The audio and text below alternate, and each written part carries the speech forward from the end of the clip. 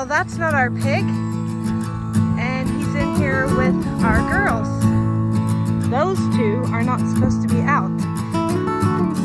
It's been a rough day. If she's on time, she should have them tomorrow. Okay, I just looked and I thought I'd show y'all. This is probably gross to most people.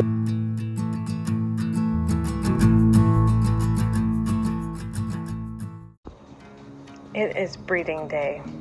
Charlotte's looking much better. She's not sloughing off any more skin. Goats have to go all over the place. They're used to going in their own pens, and the boys will be confused. It's going to be a loud, confusing process. I hate to disappoint this early in the video, but there's missing footage here, so I'll tell you who was with who a little bit later. I think what I'm going to do, Mary and Grace are the ones that really need to move over to the sheep pen. Elise, Autumn, and Flora are gonna stay where they are in the goat pens. And then Ruby and Charlotte are gonna go in there with Jack. Lefty, right there, is gonna go in with Mary and Grace. I have a middle gate that goes right here off over there just because it's hard to squeeze in and out of these pens. If I can catch Charlotte, which she's in the pen of course without a gate, that'll be the main thing because she's the most skittish.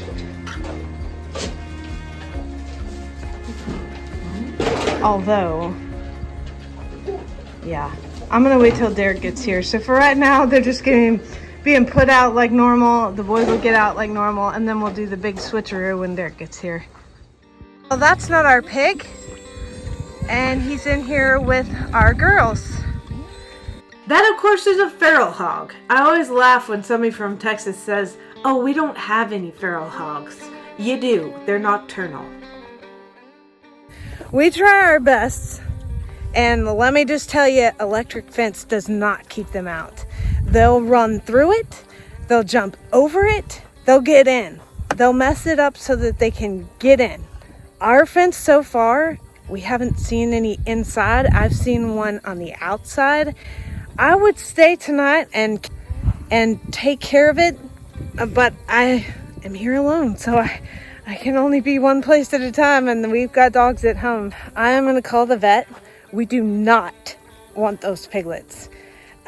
I am scared to death that he could have given them some kind of disease. Of course, they could always spread disease that's airborne, but I think there's pig STDs that they could get, making them infertile. But we definitely don't want wild boar piglets. I think he probably got through here because this is now pushed inwards, and of course our pigs push it out. When he saw me, he was running into this fence, so he must have come from there. And then he left by making a big hole here. So this is all gonna be cattle panel now.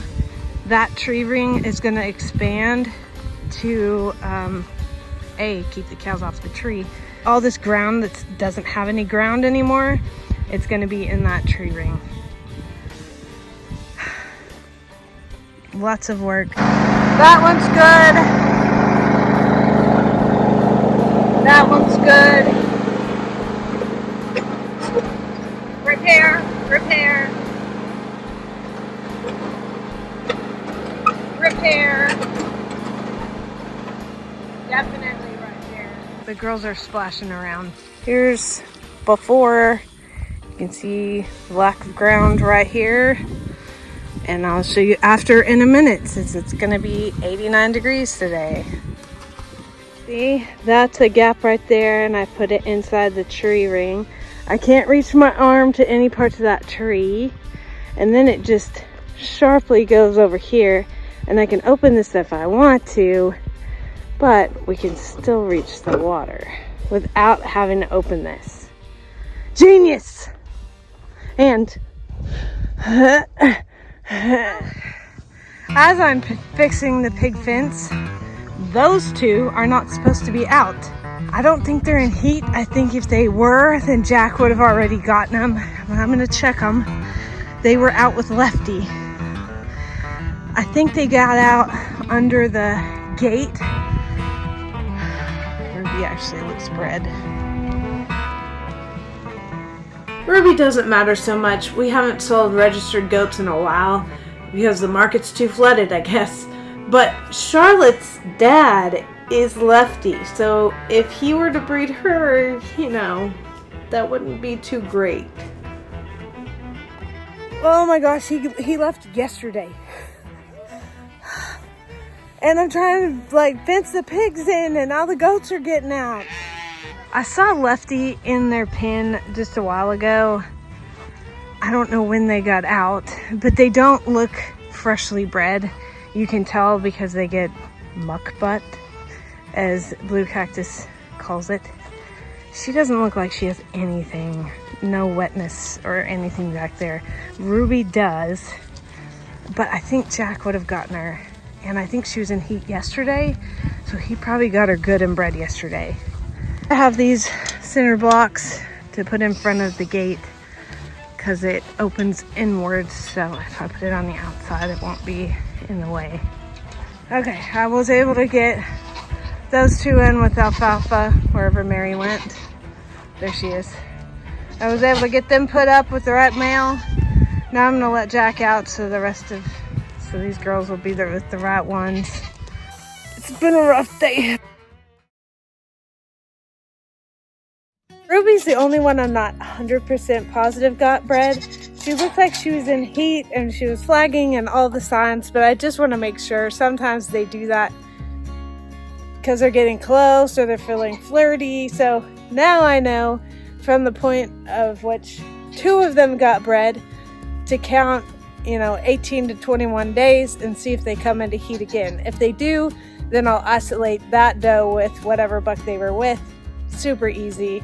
It's so easy to have them graze in their big groups that they're used to instead of 3 different groups of non-breeding, Lefty breeding, and Jack breeding. So I think the sheep will be happier this way too. They were together for like 5 minutes outside. I'm sure they head-butted. They didn't have any problem getting back together. I mean, they spend so much time together. The girls get boring after they're bred. Hopefully Ruby's bred. Okay, to recap the breeding year, Autumn is too young, so she wasn't bred. Elise has prolapses every time she gets pregnant, so she was not bred. And little Flora was not bred either because she's too little. Hopefully next year. Mary was in heat the day we put her in with Lefty, and she is due February 21st. Her daughter Charlotte was bred October 5th and is due February 27th. Hopefully she has more than one this time. Ruby we're not so sure about. I think she was in heat September 30th, so hopefully she was bred. She had kind of, nasty stuff on her tail, so I think she was bred and she would be due February 22nd, but I am keeping a close eye on her because I did not witness the breeding. This is Grace's first time getting pregnant, so she was also bred October 5th and is due February 27th. And I really want to keep one of hers. Who am I kidding? Derek doesn't watch my videos, so yeah, I'm already planning on keeping one of hers. It just depends on who has like the prettiest doe.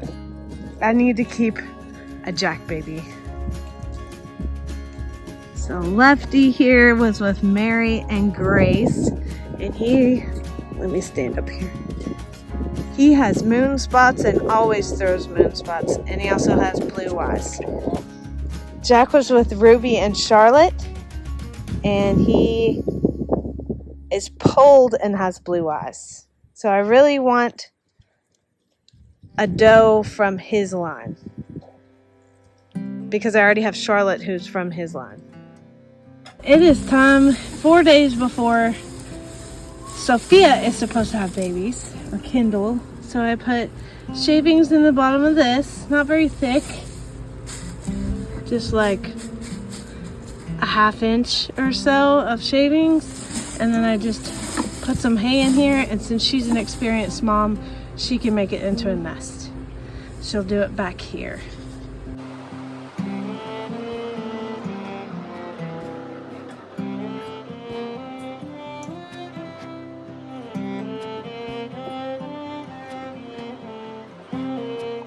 Oh, I need to switch out that stick right there.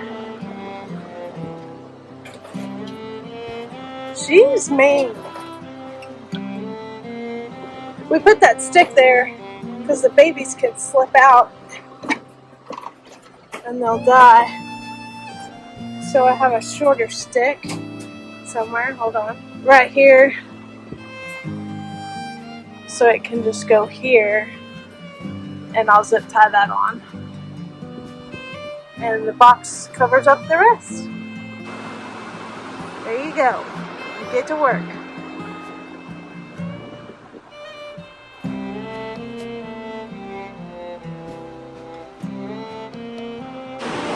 When I put these boxes in, I was a little worried that they weren't bred. Actually, after breeding, you're supposed to put them back in like a few days later just to make sure they got bred. But I was worried because they didn't immediately go in there and start nesting. But now they have. That's Bruni's box. And here's me and old Sophia's box. Over in the corner. So she should be another 2 days. I guess she'll be on the next video. Right? Let me see. If she's on time, she should have them tomorrow so I can add it to the video. But if she has them a day late, then it'll be next week's video. She'll be the day after. As soon as Derek gets home, we gotta process these rabbits because I caught them doing adult things. And these are siblings. I could process them myself, yeah, but misery loves company. It's not my favorite thing. I just looked and I thought I'd show y'all. This is probably gross to most people, but we get excited. That's good slime. She's gonna have that baby like pretty soon. I bet she has it tonight. She's just a little slow today. Huh, Lucy? Yeah. Just have one, okay? Just one baby. I mean, have all that's in there, but hopefully it's just one. The red pig is the boy, but these other 2 girls are probably gonna be the first ones to farrow.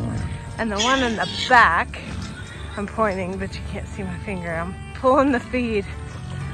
She's gonna be first. So she's getting milk, and this is actually the pen she needs to be in, but these girls are jerks.